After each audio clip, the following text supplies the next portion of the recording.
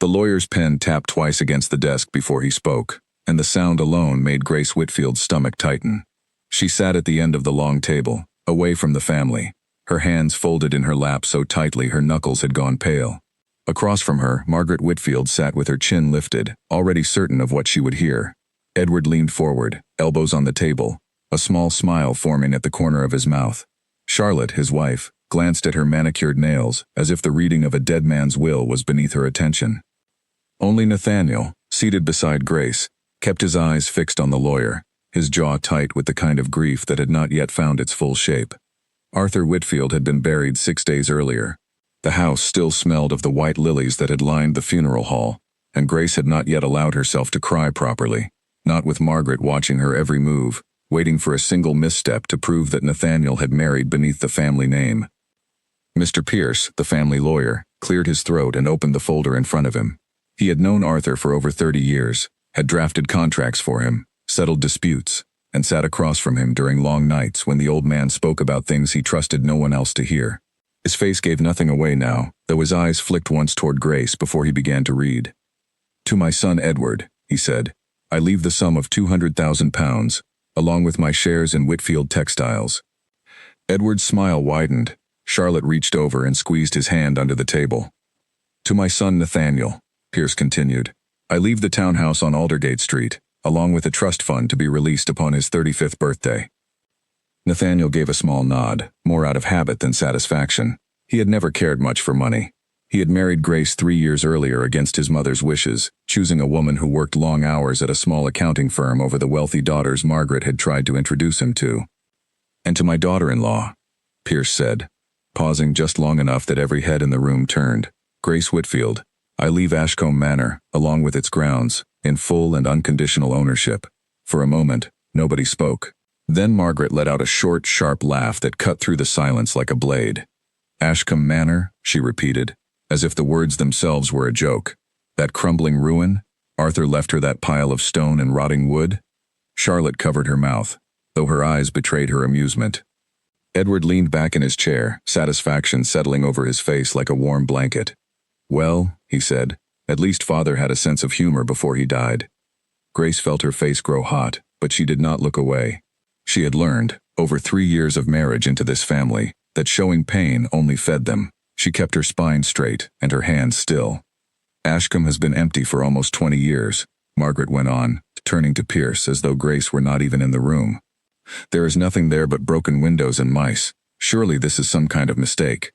"There is no mistake, Mrs. Whitfield," Pierce said evenly. "Your husband was very specific about this bequest.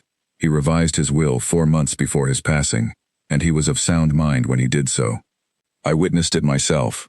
Margaret's mouth thinned into a hard line. Whatever she wanted to say next, she swallowed it, though the look she gave Grace could have frozen water. Nathaniel reached over and took Grace's hand. "It's fine," he murmured to her, low enough that only she could hear. "We don't need the manor. We can sell it, or let it be, it doesn't matter." But something in Grace did not agree. She thought of Arthur, the quiet man who had always greeted her warmly at family dinners while his wife looked through her like glass. She remembered the afternoon, almost a year ago, when Arthur had found her alone in the garden of the family estate, sitting on a bench with her eyes red from another one of Margaret's cutting remarks. He had sat beside her without a word for several minutes. Then he had said, "They mistake kindness for weakness, Grace. It is the oldest mistake there is." She had not thought much of it at the time. Now, sitting in this room with the will spread open before her, the memory settled differently in her chest. The reading continued, but Grace heard little of it. Edward received the family's business interests. Charlotte received a modest sum meant to placate her. Margaret retained the main estate, Whitfield House, along with its full staff and grounds. Everything was arranged exactly as the family expected, except for the single strange inheritance given to the one person nobody had expected to receive anything at all. When the meeting ended, Margaret rose first, smoothing her skirt with sharp, irritated movements. "I hope you enjoy your new home, Grace," she said, her voice dripping with false sweetness. "I'm sure the rats will make lovely company." Charlotte laughed, a light, cruel sound, and followed Margaret out of the room. Edward paused at the door, looking back at Grace with something between pity and satisfaction. "No hard feelings," he said. "Father always did like his little jokes." Then he was gone, leaving Grace alone with Nathaniel and Mr. Pierce in the quiet room. Pierce began gathering his papers, but before he closed the folder, he looked at Grace for a long moment. "Your father-in-law spoke of you often, Mrs. Whitfield," he said quietly. "More than you might think." "What do you mean?" Grace asked. Pierce hesitated, as if weighing how much to say.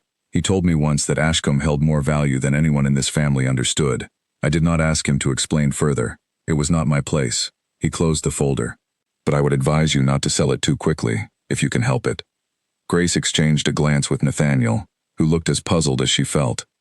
"Why would he say that?" Nathaniel asked. Pierce only offered a small, tired smile. "Your father built his fortune on patience, Mr. Whitfield. Perhaps he wanted his daughter-in-law to learn the same lesson." He shook Nathaniel's hand, then Grace's, his grip firm and his eyes steady. "Good luck to you both." That evening, Grace sat by the window of their small apartment, looking out at the city lights while Nathaniel made tea in the kitchen. Her phone buzzed with a message from Charlotte, a photograph of a crumbling stone wall covered in ivy, captioned only with a laughing emoji. She did not reply. Instead, she thought about Arthur's words in the garden, and about the strange warning Pierce had given her. She thought about 20 years of silence surrounding a manor nobody in the family ever visited, a place spoken of only in passing, always with the same dismissive tone Margaret had used today. Nathaniel returned with 2 cups of tea and sat beside her. "You're quiet," he said. "I'm thinking about the manor," Grace admitted. "Why would your father leave it to me, out of everyone?" Nathaniel considered this. "My father did things his own way. He never explained himself if he didn't want to." He paused. "But he trusted you." "I know that much. He used to say you had more sense than the rest of us combined." Grace managed a small smile at that, though the ache of the day's mockery still sat heavy in her chest. "Your mother made it very clear what she thinks the inheritance is worth." "My mother doesn't know everything," Nathaniel said, an edge of frustration creeping into his voice. "She never bothered to understand my father, not really. Not the way you did." Grace looked down at her tea, steam curling up between her fingers. Ashcombe Manor. A ruin, according to Margaret. A joke, according to Edward. And yet Arthur, a man who had built an empire from nothing, who measured every decision with careful precision, had chosen to leave it to her specifically, and had changed his will to do so, only months before he died. "I want to see it," Grace said suddenly. "The manor.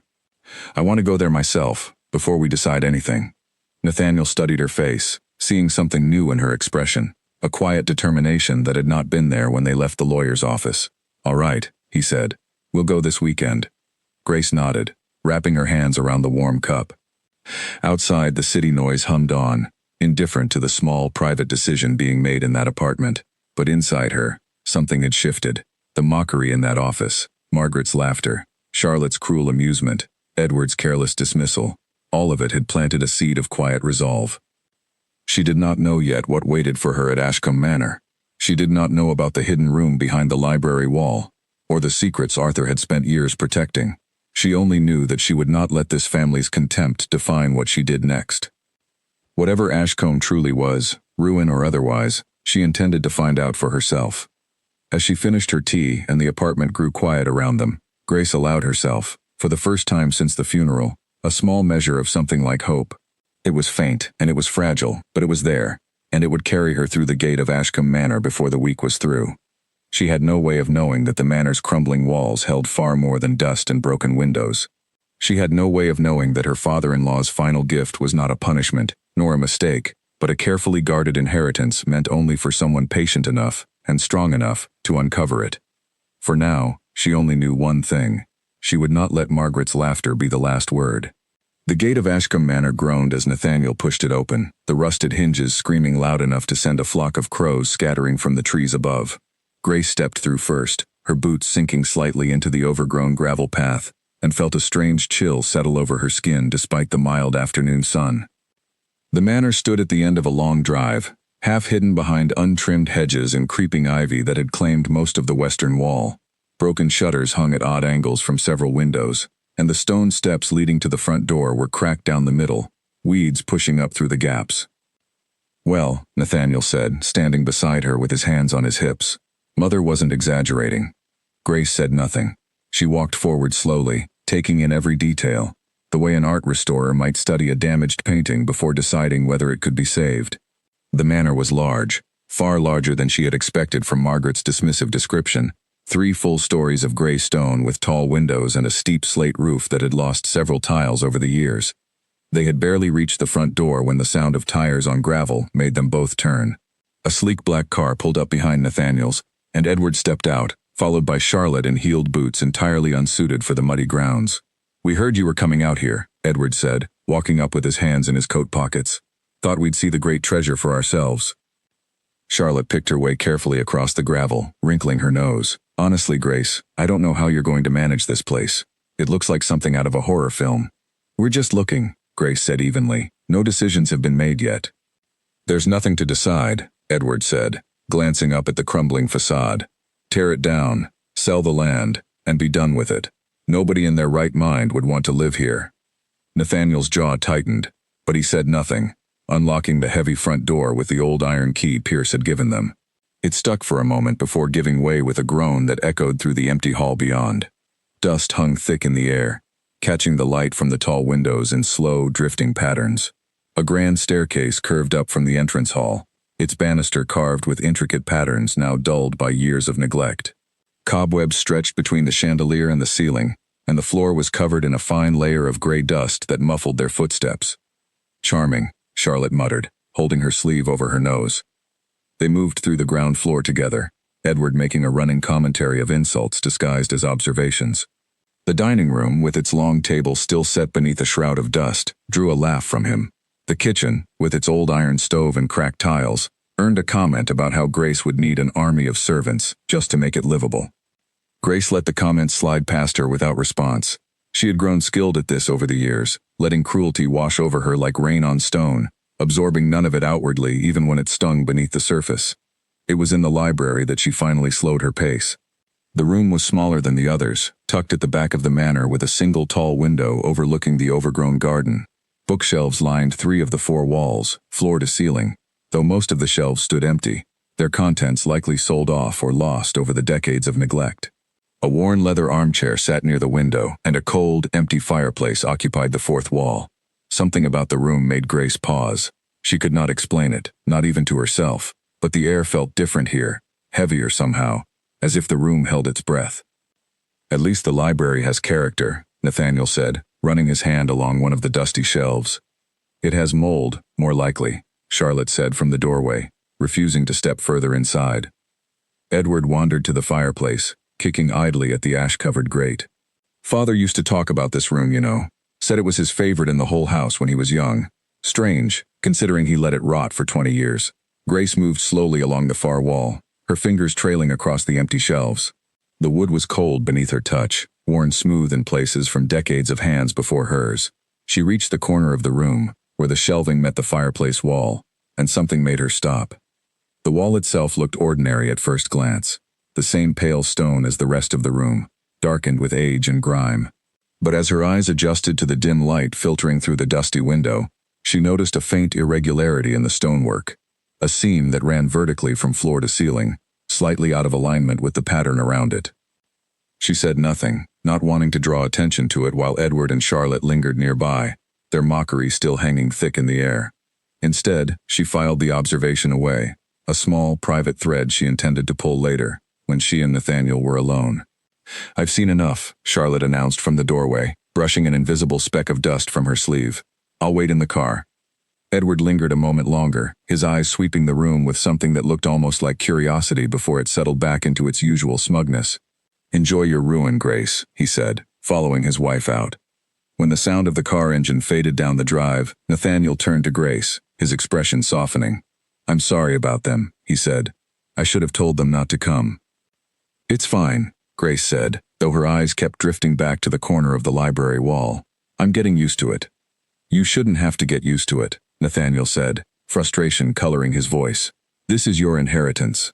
My father chose you for a reason, and they can't even show you basic respect." Grace turned to face him fully, and for the first time since the will had been read, she allowed a flicker of the resolve building inside her to show on her face. "I want to stay here tonight," she said. Nathaniel blinked. "Here? Grace, there's no electricity, no water that we know works. The roof leaks in at least 3 places that I've already seen." "I know," she said, "but I want to understand this place." Your father didn't leave it to me by accident, and I don't think it's the ruin everyone believes it to be. I felt something in that library, Nathaniel. I can't explain it, but I want to look closer." He studied her for a long moment, and something in her quiet certainty seemed to reach him. Nathaniel had married Grace because she was steady in ways he was not, because she saw things clearly when emotion clouded his own judgment. If she felt strongly enough about this to want to stay in a crumbling, unheated manor overnight, he was not about to argue.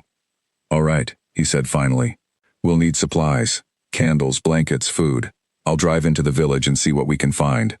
While Nathaniel went to gather what they needed, Grace remained in the library alone. She walked the perimeter of the room slowly, studying every shelf, every panel of wood, every inch of stone. The afternoon light shifted as clouds passed overhead, casting the room in changing patterns of gray and gold. She returned to the corner near the fireplace, running her fingers along the seam she had noticed earlier. Up close she could see it more clearly, a nearly invisible line where the stone did not quite match, as though a section of the wall had been added or altered long after the rest of the room was built. She pressed gently against the stone, feeling for any give, but nothing moved. Outside, the wind picked up, rattling the loose shutters somewhere above her. Grace straightened, brushing dust from her hands, and cast one last look around the library before making her way back toward the entrance hall to wait for Nathaniel's return. She did not yet know what lay behind that wall.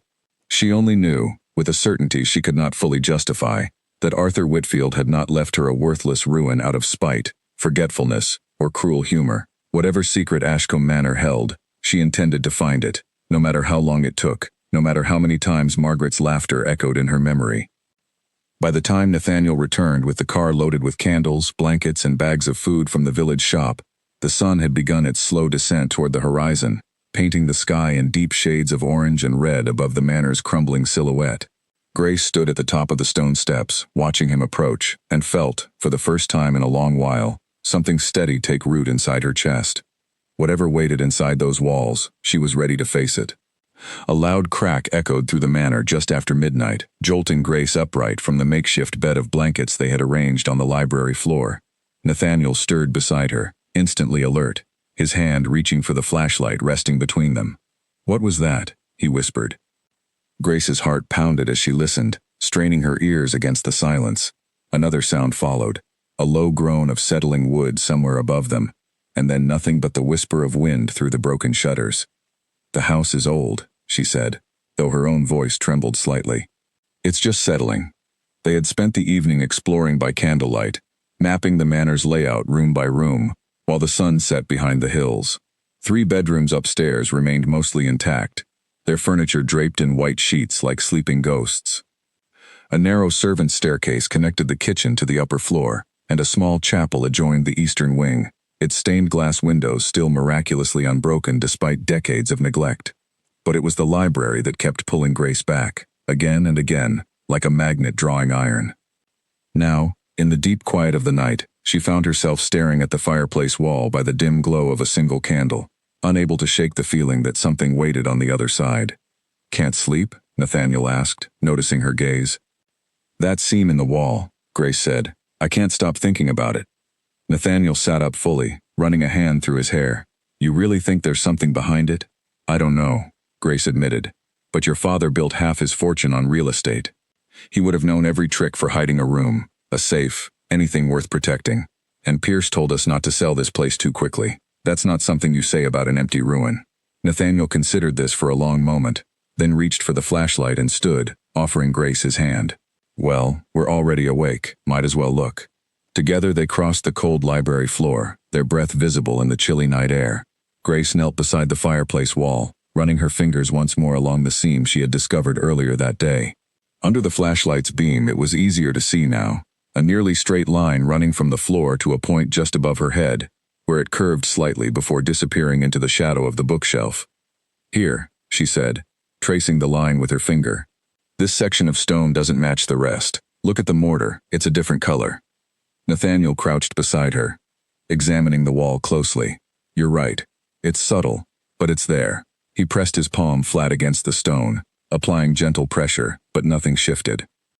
No obvious mechanism, no lever, no hidden switch. Grace stepped back, studying the bookshelf built into the wall beside the seam. Most of the shelves stood empty, save for a scattering of old books left behind by whoever had cleared the room decades ago. She ran her fingers along the shelf edges, checking for anything unusual, any book that seemed out of place or fixed too firmly. Near the bottom shelf, her fingers brushed against a thin, leather-bound volume that felt different from the others, heavier somehow, though it looked no different on the outside. She pulled it free and opened it under the flashlight's glow. It was not a book at all, not really. The pages had been hollowed out, carved into a neat rectangular space that held a single brass key, small and ornate, tarnished with age. "Nathaniel," she breathed. He leaned over her shoulder, his eyes widening as the flashlight beam caught the key's dull gleam. "That's not for a normal door," he said slowly. "Look at the shape of it." Grace lifted the key carefully from its hidden compartment, turning it over in her fingers. It was old, clearly, the metal worn smooth with handling despite years of disuse, and its teeth were cut in an unusual pattern unlike any modern lock she had seen. They returned to the seam in the wall, searching now with renewed purpose. It took several minutes of careful examination before Nathaniel's fingers found a small, nearly invisible keyhole disguised within the decorative molding along the edge of the fireplace, positioned so cleverly that it looked, at first glance, like nothing more than a natural knot in the woodwork. "There," he said, his voice barely above a whisper. Grace's hands shook slightly as she fitted the key into the hole. It resisted at first, stiff with decades of rust and disuse, but with a firm twist, something inside the wall gave way with a soft, grinding click. The section of stone Grace had identified shifted inward slightly, revealing a hairline gap along its edge where none had been visible before. Nathaniel pressed his palm against it, and the panel swung inward with a low groan, revealing not the solid stone they had expected, but a narrow gap of darkness beyond, a space just wide enough for a single person to slip through sideways. For a long moment, neither of them moved, staring into the darkness beyond the hidden door. "There's something here," Grace whispered. "Your father really did hide something." Before Nathaniel could respond, the sudden roar of an engine cut through the night air outside, followed by the harsh glare of headlights sweeping across the library's tall window. Grace's heart lurched. "Someone's here," Nathaniel said, already moving toward the panel to push it closed. "It's the middle of the night. Who?" The heavy front door rattled, then swung open with a bang that echoed through the empty halls. Margaret's voice rang out, sharp and imperious, carrying easily through the Manor's dust-laden air. "Nathaniel! Grace! Where are you hiding in this dreadful place?"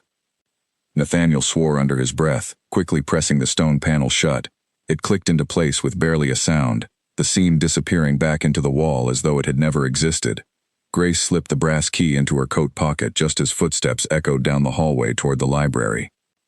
Margaret appeared in the doorway a moment later, wrapped in an expensive coat entirely unsuited for a midnight drive through the countryside, her expression a mixture of fury and disbelief as she took in the sight of candles, blankets, and dust surrounding her son and daughter-in-law. "What on earth are you doing here at this hour?" she demanded. "I had to hear from Edward that you two were planning to actually sleep in this ruin. Have you both lost your minds?" "We wanted to see the manor properly," Nathaniel said, his voice carefully controlled. "There's nothing wrong with that, Mother." "Nothing wrong?" Margaret's eyes swept the room with obvious disgust. "You're sleeping on the floor of a house that hasn't seen a proper cleaning in 20 years. This is beneath you, Nathaniel. Beneath this family's name. It's my inheritance," Grace said quietly. "I have every right to be here." Margaret's gaze snapped to her, cold and sharp. "Your inheritance," she repeated, as though tasting something sour.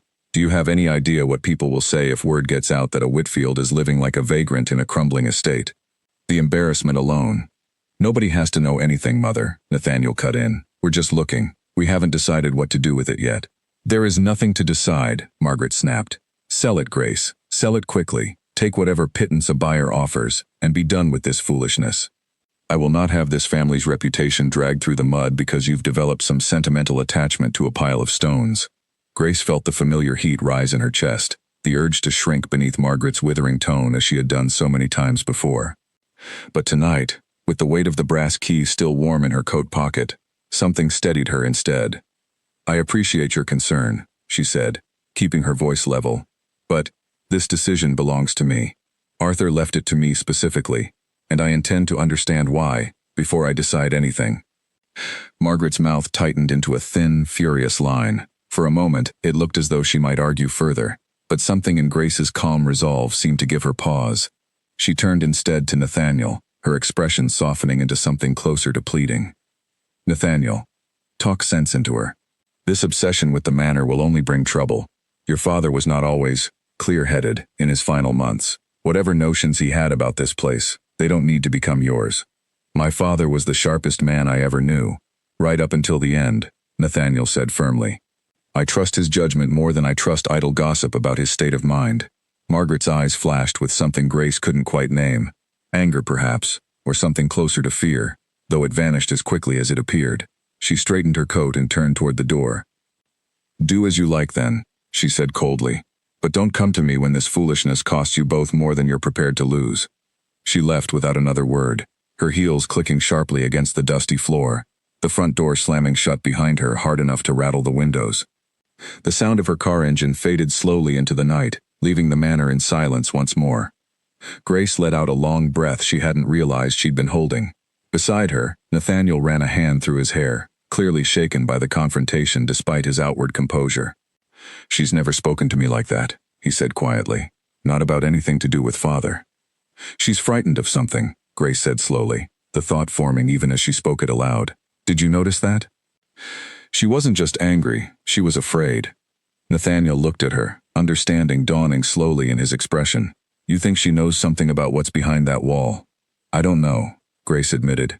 But her reaction felt like more than embarrassment over appearances. She wanted us out of this house tonight, specifically. They stood together in the dim candlelight, the hidden panel silent and still behind them, its secret undisturbed for now. Whatever waited in the darkness beyond that stone wall, Grace felt certain of one thing. It was worth far more than the ruin everyone believed Ashcombe Manor to be, and Margaret's sudden, fearful visit only confirmed it. "Tomorrow," Nathaniel said finally, glancing toward the concealed door. "We'll go through properly, in daylight, when we can see what we're dealing with." Grace nodded, though sleep felt impossibly far away now, her mind racing through every possibility of what Arthur Whitfield might have hidden behind his favorite room's fireplace wall, protected by a lock only a specific key could open, guarded by a family secret Margaret clearly wanted buried forever. Outside, the wind picked up once more, rattling the old shutters against their frames, as though the manor itself were holding its breath alongside them, waiting for morning to reveal what decades of silence had kept hidden. Morning light spilled through the library's tall window, cutting through the lingering dust in pale golden beams, and Grace was already awake before the first birds began calling from the overgrown garden outside. She had barely slept, her mind circling endlessly around the hidden panel, and Margaret's strange, fearful visit in the dead of night. Nathaniel woke soon after, and together they made quick work of a simple breakfast from the supplies he had brought, eating in near silence, both of them aware of what waited just a few steps away. "Ready?" he asked, once the last of the tea had been drunk from battered tin cups. Grace nodded, retrieving the brass key from her coat pocket where it had stayed through the night, close against her side as though she feared losing it. Together they crossed to the fireplace wall, and Nathaniel fitted the key into the hidden lock once more, twisting it with the same careful precision as before. The stone panel swung inward with a low groan, revealing the narrow gap of darkness beyond. This time, with daylight streaming through the library window, Nathaniel's flashlight cut a clear path into the hidden space, illuminating a small room no larger than a modest closet, its walls lined with wooden shelving from floor to ceiling.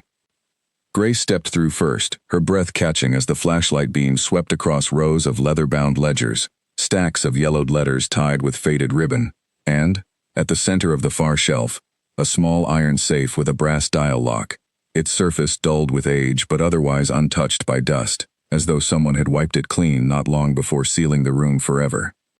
"This wasn't just a hiding place," Nathaniel said, stepping in behind her, his voice hushed with wonder. "This was a vault." Grace reached for the nearest ledger, its leather cover cracked with age, and opened it carefully under the flashlight's glow. Neat rows of handwriting filled the pages, columns of numbers and dates stretching back decades, alongside notes in a careful, precise hand she recognized immediately from old birthday cards Arthur had sent over the years. "These are financial records," she murmured, flipping through several pages. "Property transactions, investment records, going back to, this says 1983.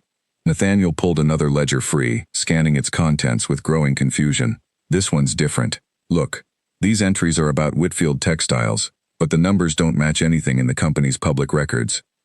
There are transfers here I've never seen documented anywhere." They worked through the small room methodically, Grace cataloging the ledgers while Nathaniel examined the bundles of letters, both of them losing track of time as the picture slowly assembled itself before them. The letters, addressed to Arthur from various solicitors and financial advisors over the years, hinted at a long, careful pattern of financial maneuvering, of assets quietly moved and protected, of decisions made in secret and never disclosed to the rest of the family. One letter, dated almost 15 years earlier, caught Grace's attention immediately. It was written in a different hand than the others, more hurried, the ink slightly smudged as though written in haste. "Arthur," it began, with no formal greeting, "I have reviewed the accounts as you asked. What we discussed is true. The discrepancies in the Whitfield Textiles quarterly reports match exactly what you suspected.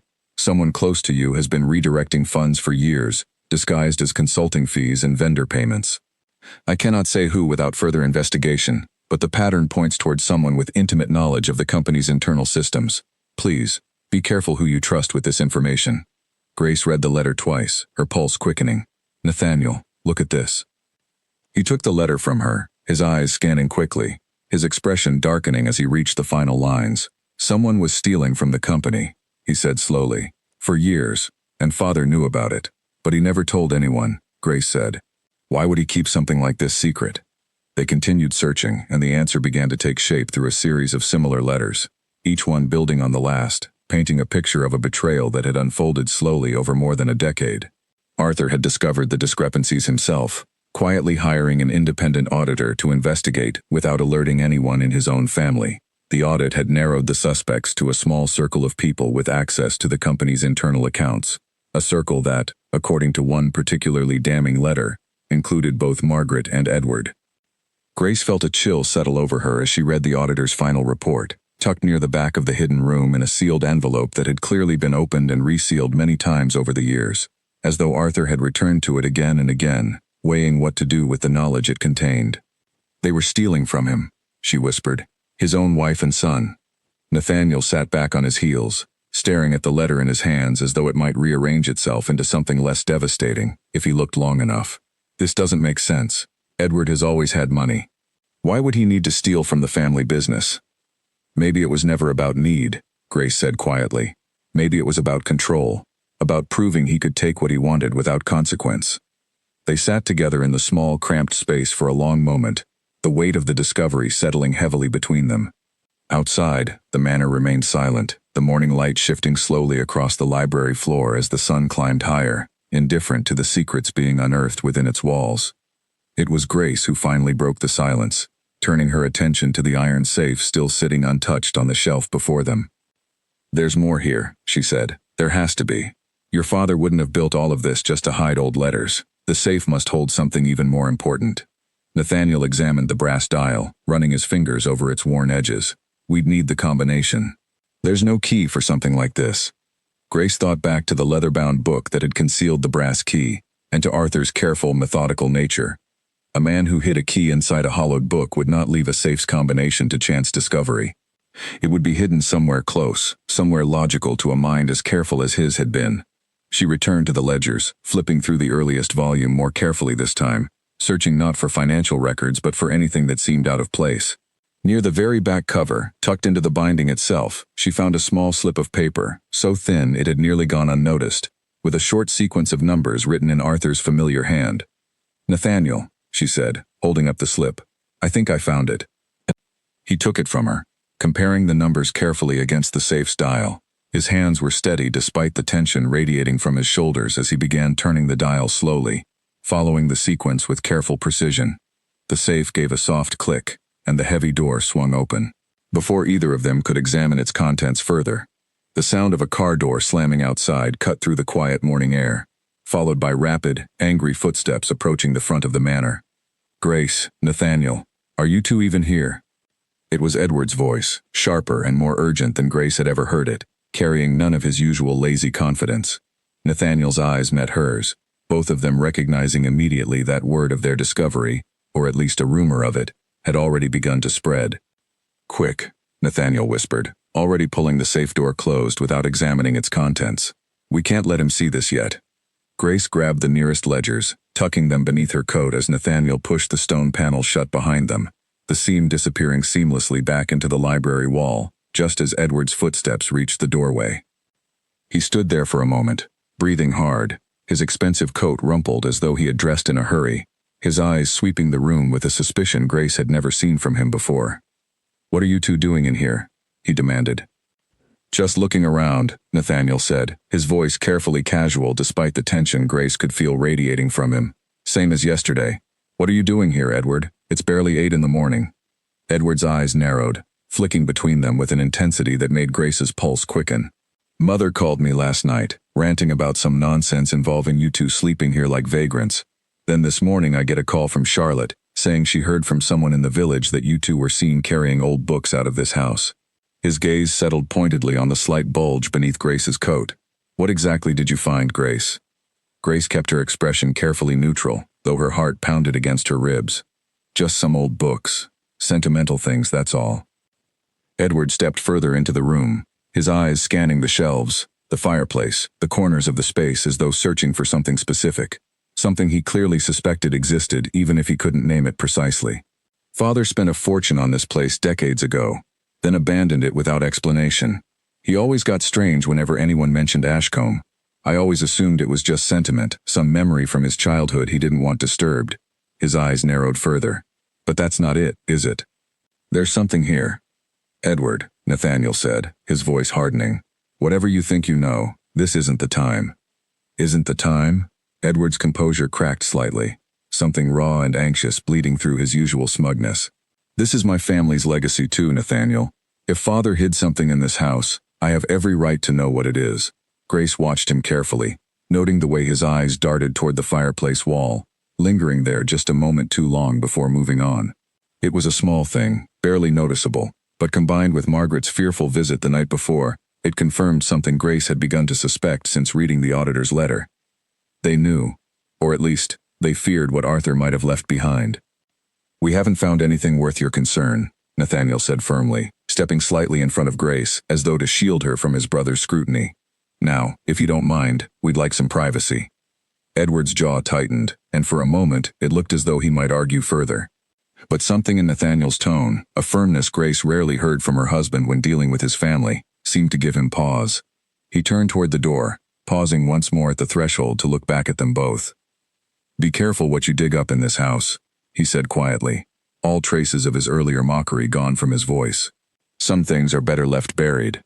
Then he was gone, his footsteps retreating quickly across the dusty entrance hall, the front door closing behind him with far less force than Margaret's had the night before, but somehow more unsettling for its restraint.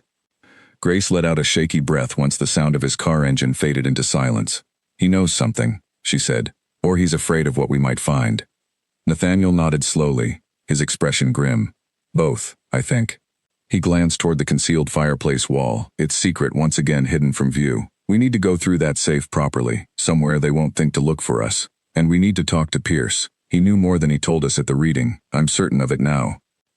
Grace tightened her grip on the ledgers hidden beneath her coat, the weight of Arthur's careful, guarded secrets settling firmly onto her shoulders. Whatever mockery Margaret and Edward had thrown at her over this crumbling manor, she understood now that it had never truly been about the state of the building at all. It had been about what lay hidden inside it, and the truth that Arthur Whitfield had trusted her, above everyone else in his family, to eventually uncover. Mr. Pierce's office smelled of old paper and polished wood, a small, quiet sanctuary tucked away on the second floor of a narrow building in the city's legal district. Grace sat across from his desk with the ledgers spread before her, while Nathaniel paced near the window, too restless to sit still after the tension of the morning's confrontation with Edward. Pierce studied the documents in silence for a long time, his expression growing more serious with every page he turned. Finally, he removed his glasses, rubbing the bridge of his nose with a weary sigh. "I wondered when this day would come," he said quietly. "You knew," Grace said. It was not a question. "I suspected," Pierce corrected gently. "Arthur trusted me with certain documents over the years, but he was careful never to tell me everything at once. He said knowledge, held by too many hands, becomes a liability rather than a safeguard." He gestured to the ledgers. "But these confirm what I always feared. Someone within the family was systematically diverting funds from Whitfield Textiles for well over a decade." "Margaret and Edward," Nathaniel said, his voice tight. "The letters name them both." Pierce nodded slowly. "Your father discovered it roughly 15 years ago. through a routine audit he commissioned quietly, without informing the board or his family. He was devastated, I believe, though he never showed it openly. Arthur was not a man who displayed his pain for others to see. Why didn't he confront them? Grace asked. Why hide everything instead of exposing what they'd done? Pierce was quiet for a moment, choosing his words carefully. Your father loved his family, Grace, deeply, despite their flaws. He told me once that exposing Margaret and Edward publicly would destroy not only their reputations, but the company itself, and likely fracture what remained of his relationships with them beyond repair. He chose instead to quietly protect what he could, moving certain assets beyond their reach, building a safeguard that could only be accessed and understood by someone he trusted completely. Me, Grace said softly. You, Pierce confirmed. He spoke of you often in his final years, Grace. He admired your patience, your quiet strength in the face of Margaret's cruelty. He believed you were the only person in this family capable of handling the truth responsibly, without seeking revenge or allowing it to consume you. Grace absorbed this in silence, the weight of Arthur's trust settling heavily alongside the burden of what she now carried. She thought of the countless family dinners where Margaret's sharp comments had cut at her composure, where Edward's dismissive laughter had made her feel small and unwelcome in a family she had married into with genuine love and hope. All the while, Arthur had been watching, quietly building something meant to protect her long after he was gone. There's a safe, Nathaniel said, breaking the silence. In the hidden room. We found the combination, but we didn't have time to examine its contents before Edward arrived. Pierce's expression sharpened with interest. Then I would suggest returning as soon as possible, and discreetly. If Edward suspects there is something valuable hidden in that manor, he will not simply let the matter rest. They returned to Ashcombe Manor that same afternoon, taking a longer route than necessary to avoid the possibility of being followed. The manor stood silent and still as they approached, its crumbling facade unchanged, though Grace found herself scanning the windows and grounds more carefully now, alert to any sign that Edward or Charlotte might have returned in their absence. Inside the library they worked quickly, Nathaniel fitting the brass key into its hidden lock while Grace kept watch near the doorway, listening for any sound of approaching vehicles. The stone panel swung open once more, revealing the small hidden room and its shelves of carefully preserved secrets. This time, they went straight to the safe. Nathaniel pulled the heavy iron door open fully, and both of them leaned forward as the flashlight's beam illuminated its contents. Stacks of documents filled the interior, bound with faded string, alongside a smaller leather folder positioned prominently at the center, as though meant to be found first. Grace lifted the leather folder carefully, opening it to reveal a single document on top, its formal legal language immediately recognizable despite its age. It was a trust deed, dated almost 15 years earlier, establishing a private financial trust separate from Whitfield Textiles and the family's main estate. Her breath caught as she read further, her eyes moving quickly over the carefully worded clauses. The trust held assets, real estate holdings, and investment accounts entirely separate from the family's known wealth, funded gradually over the years through a series of legitimate business transactions that Arthur had structured himself, all placed beyond the reach of both Margaret and Edward, protected by ironclad legal language that Pierce had apparently helped draft without full knowledge of its ultimate purpose. The beneficiary, listed clearly on the final page, was Grace Whitfield, to be granted full and unconditional access upon Arthur's death, contingent only upon her taking possession of Ashcombe Manor and discovering the trust independently, without direct guidance from any other party. He designed all of this, Grace whispered, hardly able to believe what she was reading. The manor, the hidden room, even the mockery from Margaret and Edward, none of it was an accident. He knew they would dismiss this place as worthless. He counted on it. Nathaniel took the document from her trembling hands, scanning it himself with growing astonishment. This trust is worth more than everything else in the will combined, he said slowly. Far more. Beneath the trust deed, they found additional documents, detailed records of the years-long investigation into the missing company funds, complete with signed statements from the independent auditor Arthur had hired, financial trails leading directly back to accounts controlled by Margaret and Edward, and a formal legal report prepared by a firm specializing in corporate fraud, ready to be filed with authorities should the need ever arise. Arthur had built not just a hidden inheritance, but a shield, a carefully constructed safeguard meant to protect Grace and Nathaniel, should Margaret and Edward ever attempt to challenge the will or seize control of assets that rightfully belonged elsewhere. They were still absorbing the full scope of the discovery when the unmistakable sound of a car speeding up the manor's gravel drive shattered the quiet afternoon.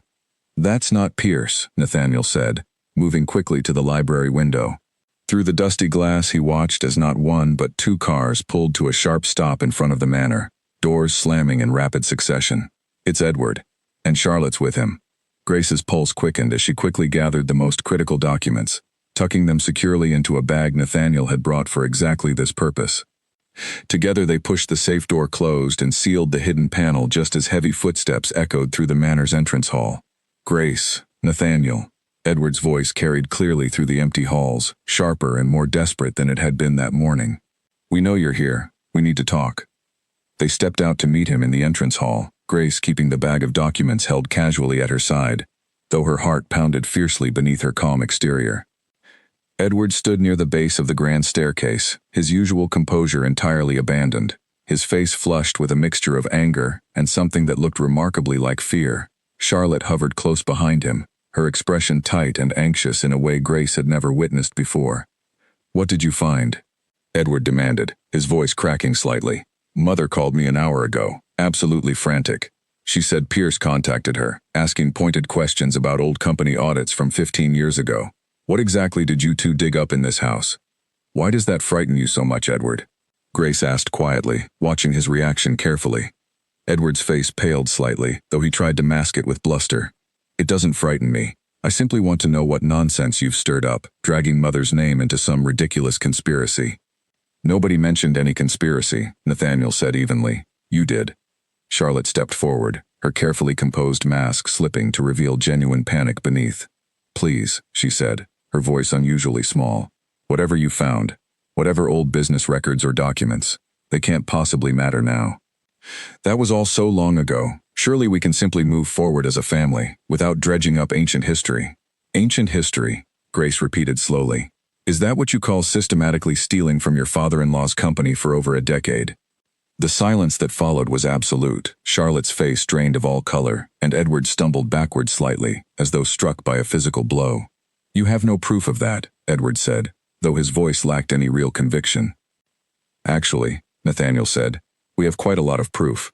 Financial records, auditor reports, letters written in Father's own hand documenting his suspicions and eventual confirmation of exactly what you two did." He paused, letting the weight of his words settle fully before continuing. "He knew Edward. He's known for 15 years, and instead of destroying this family by exposing you both publicly, he quietly protected what remained of the company and built a legal safeguard to ensure you could never fully seize control of everything he built." Edward sank slowly onto the bottom step of the grand staircase, his composure shattering entirely. Charlotte remained standing, though her hands trembled visibly at her sides. "We can explain," Charlotte said weakly. "There were circumstances, financial difficulties. We never intended for it to continue as long as it did." "Save your explanations for Mr. Pierce," Grace said, her voice steady despite the storm of emotion churning beneath her calm exterior. "And likely for the authorities as well, if the documents we found are accurate." "You can't be serious," Edward said, looking up sharply. "Grace, please, whatever grievances you have against this family, surely you understand the consequences of pursuing something like this. It would destroy everything, the company, our reputation, everything Father spent his life building. Your father spent the last 15 years of his life quietly protecting what he built from the two people who should have valued it most," Grace said, her voice hardening with a resolve that surprised even herself. "He trusted me to discover the truth when I was ready, and to decide what to do with it. That trust means far more to me than your family's reputation." Edward opened his mouth to respond, but no words came. Beside him, Charlotte had begun to cry quietly, her earlier arrogance entirely replaced by genuine terror at the consequences finally catching up to years of careful deception. Nathaniel stepped closer to Grace, placing a steady hand at the small of her back, a silent gesture of unwavering support. "We're not making any final decisions today," he said, his voice calmer now, though still firm. "But this will not simply disappear. Father built too careful a record for that." Edward rose slowly from the staircase, his earlier bravado entirely gone, replaced by something closer to defeat. "What happens now?" he asked quietly. "Now," Grace said, "we speak with Pierce properly, and we decide together, as the legal beneficiaries Arthur intended, exactly how to proceed." She met Edward's eyes steadily, refusing to look away despite years of enduring his casual cruelty. "But know this, whatever happens next, it will happen on my terms, not yours, and certainly not through mockery, disguised as concern for this family's reputation. Edward said nothing further. He simply nodded once, a small, defeated gesture, before turning to guide Charlotte, still quietly crying, back toward their waiting car. They drove away in silence, none of the earlier arrogance remaining in their hurried departure. Grace and Nathaniel stood together in the Manor's entrance hall, long after the sound of the car had faded completely, the weight of the confrontation settling slowly around them alongside the golden afternoon light, filtering through the dusty windows above. "You were incredible," Nathaniel said softly, turning to face her fully. "I've never seen you speak to them like that. I've spent 3 years swallowing every cruel word they've thrown at me," Grace said, her voice steady despite the emotion still coursing through her. "Your father gave me more than an inheritance, Nathaniel. He gave me the proof I needed to finally stop shrinking beneath their contempt." Nathaniel pulled her gently into his arms, and for a long moment they simply stood together in the quiet, dust-filled hall of the Manor that had once been dismissed as worthless, now revealed as the very foundation of a truth Arthur Whitfield had spent years carefully protecting. Outside, the sun continued its slow descent toward the horizon, casting long shadows across the overgrown garden, while inside, Grace felt something settle firmly into place within her, a quiet, unshakable certainty that whatever challenges still lay ahead, she would face them not as the family's dismissed outsider, but as the rightful guardian of everything Arthur had worked so carefully to protect. The phone rang at 7 in the morning, 3 days after the confrontation at Ashcombe Manor, and Grace answered it still half asleep, her heart lurching immediately at the sound of Mr. Pierce's grave voice on the other end. "Margaret has requested an urgent meeting," he said without preamble. "This afternoon, at my office. She's asked that you and Nathaniel be present, along with Edward and Charlotte." Grace sat up fully, sleep vanishing instantly. "Did she say why?" "She didn't need to," Pierce said. "I believe the weight of what you discovered has finally caught up with her. I would advise bringing every document you found. This afternoon may well decide the future of this entire family." The meeting felt entirely different from the reading of the will weeks earlier. Where Margaret had once sat with her chin lifted in cold confidence, she now occupied her chair with a rigid, brittle posture that betrayed the fear beneath her composed exterior. Edward sat beside her, pale and silent, while Charlotte kept her eyes fixed on the table, unable to meet anyone's gaze directly. Pierce opened the meeting by laying out the documents Grace and Nathaniel had brought, methodically walking through each piece of evidence with the careful precision of a man who had spent 30 years protecting Arthur Whitfield's interests, and now intended to honor that legacy fully. "The audit report is thorough and independently verified," Pierce said, sliding copies across the table. "Combined with the financial records recovered from Ashcombe Manor, there is more than sufficient evidence to demonstrate a pattern of embezzlement spanning approximately 13 years, totaling just over £1.4 million diverted from Whitfield Textiles through falsified consulting fees and vendor payments."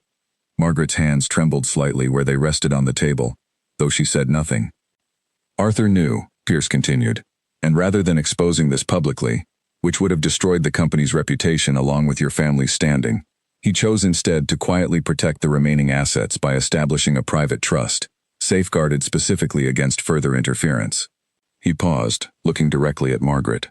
He trusted Grace to uncover this only when she was ready, and to decide, alongside Nathaniel, how the family should proceed. "So this is it then," Edward said quietly, breaking his silence for the first time since sitting down. "You're going to destroy us. Take everything to the authorities, ruin the company, ruin our lives." Grace looked at him for a long moment, considering her answer carefully. She had spent 3 days thinking about exactly this moment, weighing the satisfaction of justice against the deeper wisdom Arthur himself had apparently practiced for over a decade. "That's not what I want," she said finally. Surprise flickered across every face at the table, most notably Margaret's, whose carefully guarded expression cracked slightly with something like disbelief. "Arthur had every opportunity to expose you both publicly," Grace continued. "He chose instead to protect the company, protect the family's remaining reputation, and quietly build a safeguard to ensure this could never happen again. I intend to honor that same judgment, though not without consequences." She outlined the terms carefully, terms she and Nathaniel had discussed at length over the previous 2 days. Edward would step down entirely from any operational role within Whitfield Textiles, transferring his shares into the protective trust Arthur had established, effectively removing his influence over the company's finances permanently. Margaret would relinquish control of several properties within the family estate, their value calculated precisely against the amount embezzled, to be transferred into the same trust as partial restitution. Both would sign formal statements acknowledging their actions, statements that would remain sealed unless either of them ever attempted to challenge the will or interfere with the trust's operations again. "You're both fortunate," Nathaniel added, his voice carrying none of his usual hesitation when dealing with his family. Grace could have taken everything to the police. She chose restraint instead, out of respect for what Father tried to protect. "I would suggest you both recognize the mercy being extended to you." Margaret's composure finally broke entirely, tears welling in her eyes, as the full weight of the situation settled over her. "I never meant for it to go this far," she said quietly, her voice stripped of its usual haughty confidence. "It began as a temporary solution, years ago, during a difficult period. I told myself I would stop, repay what I'd taken, but the difficulty never seemed to end." "And instead of stopping," Grace said, not unkindly but firmly, "you spent years mocking me for accepting an inheritance you assumed was worthless, all while hiding a secret that could have destroyed this entire family." Margaret had no response to that. She simply nodded, tears slipping silently down her cheeks. The first genuine emotion Grace had ever witnessed from her in 3 years of marriage into this family. The meeting concluded with signatures on formal documents, Pierce witnessing each one with the same careful precision he had brought to Arthur's original will. By the time they left his office that evening, the family's future had been fundamentally reshaped, not through public scandal or destructive revenge, but through the same quiet, patient justice Arthur himself had practiced in his final years. Word of the settlement moved quietly through the family's social circles over the following weeks, carefully managed by Pierce to protect the company's reputation, while still ensuring that those who had once mocked Grace's inheritance understood exactly how thoroughly the situation had reversed. Margaret's sharp tongue softened considerably in the months that followed, her public comments about Grace shifting from dismissive cruelty to careful, almost nervous respect. Edward retreated largely from public family gatherings, focusing instead on rebuilding whatever remained of his own personal finances outside the company he had once expected to inherit entirely. Grace, meanwhile, turned her attention to Ashcombe Manor itself.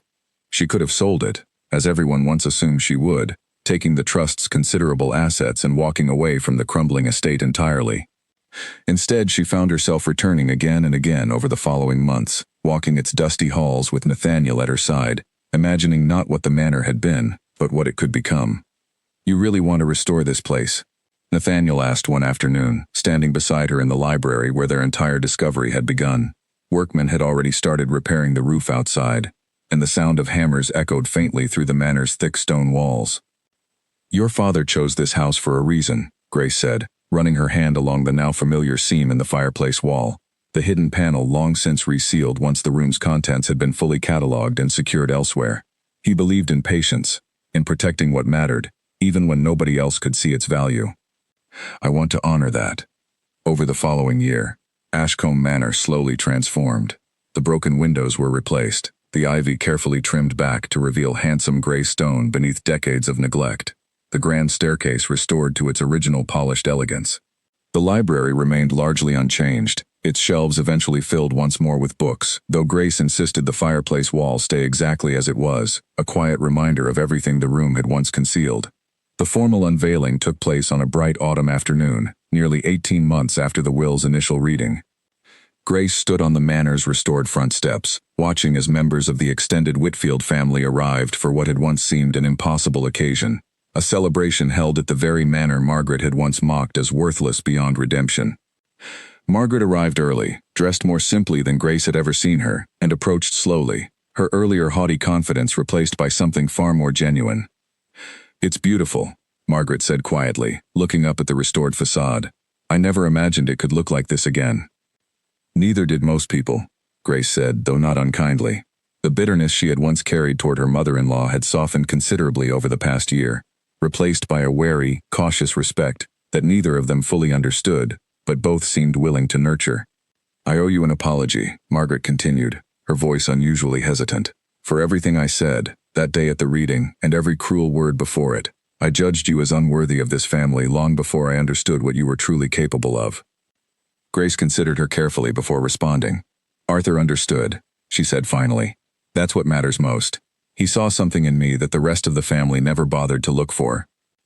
Margaret nodded slowly, accepting the quiet rebuke embedded within Grace's words without argument. It was, perhaps, the closest thing to genuine reconciliation the two women would ever fully achieve, but it was enough. a foundation upon which something better might eventually be built.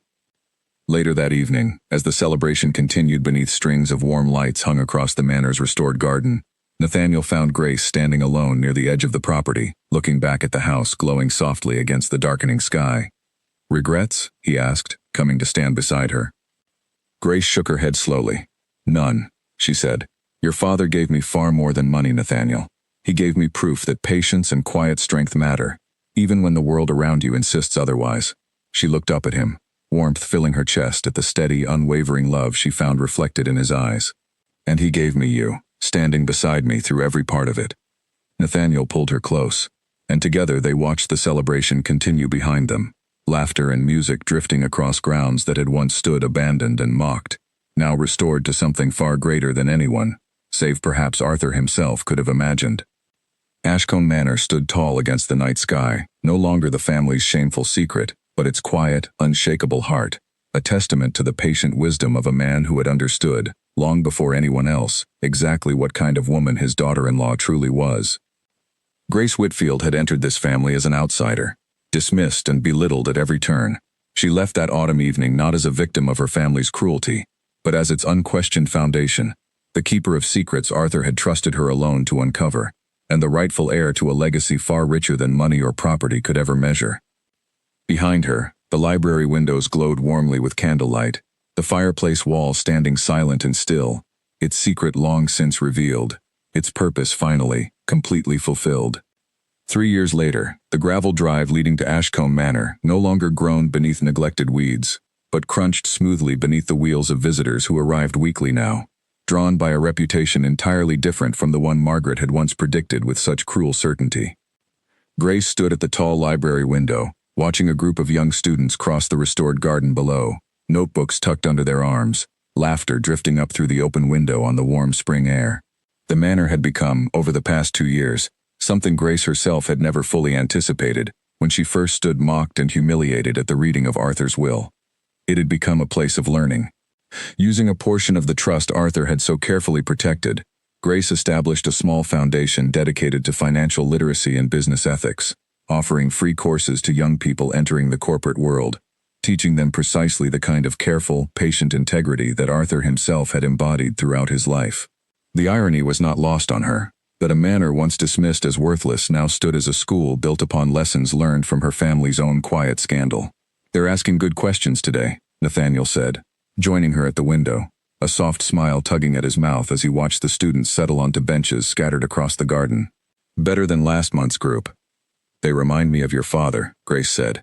"Careful, thoughtful, willing to look beneath the surface of things, instead of accepting easy answers." Nathaniel wrapped an arm around her shoulders, and they stood together in comfortable silence for a moment, before he spoke again. "Edward called this morning."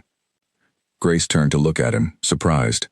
Edward rarely reached out these days, having largely withdrawn from family gatherings since the settlement 3 years earlier, choosing instead to rebuild a modest career far removed from Whitfield Textiles, working now as a consultant for a small firm that had no knowledge of his family's complicated history.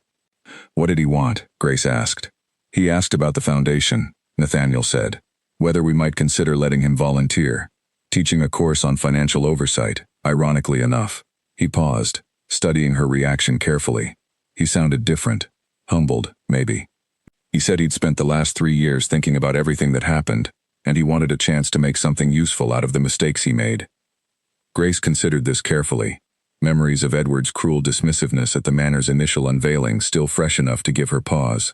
Yet she also remembered the broken, defeated man who had sat on the staircase that afternoon, finally confronted with the consequences of years of deception, and the quiet way he had withdrawn from public life since then, never once attempting to challenge the settlement or undermine the trust Arthur had built. "I think your father would have wanted us to give people room to change," Grace said finally. "Let him teach one course. We'll see how it goes." Nathaniel nodded, clearly relieved by her answer, though he said nothing further on the matter, trusting her judgment as he always had since the day they first stood together in this very library, uncovering secrets neither of them had expected to find. Margaret's relationship with Grace had similarly softened over the intervening years, transforming slowly from wary tolerance into something Grace might almost call genuine affection, though neither woman ever spoke of it directly. Margaret visited the manor regularly now, often bringing small gifts for the foundation's students, and had taken to referring to Grace, in conversations with her remaining social circle, as my daughter-in-law who saved this family from itself, a phrase that would have seemed impossible to imagine on that first cold afternoon in Pierce's office. The hidden room behind the library wall remained sealed, its original contents carefully preserved elsewhere for safekeeping, though Grace had commissioned a small brass plaque to be mounted discreetly beside the fireplace, visible only to those who knew to look for it. The plaque bore no dramatic inscription, no lengthy explanation of everything the space had once concealed. It read simply, "Patience protects what haste destroys," for Arthur, who understood this better than anyone. That evening, after the last of the students had departed and the manor settled into its familiar evening quiet, Grace walked slowly through the restored halls, pausing occasionally to touch the smooth banister of the grand staircase, the polished wood of the dining room table, the careful restoration work that had transformed a mocked ruin into a home worthy of the trust Arthur had placed in her. She found Nathaniel in the garden, sitting on a bench near the very spot where she had once discovered him worried and uncertain, weeks before their wedding, questioning whether he was strong enough to stand against his mother's disapproval.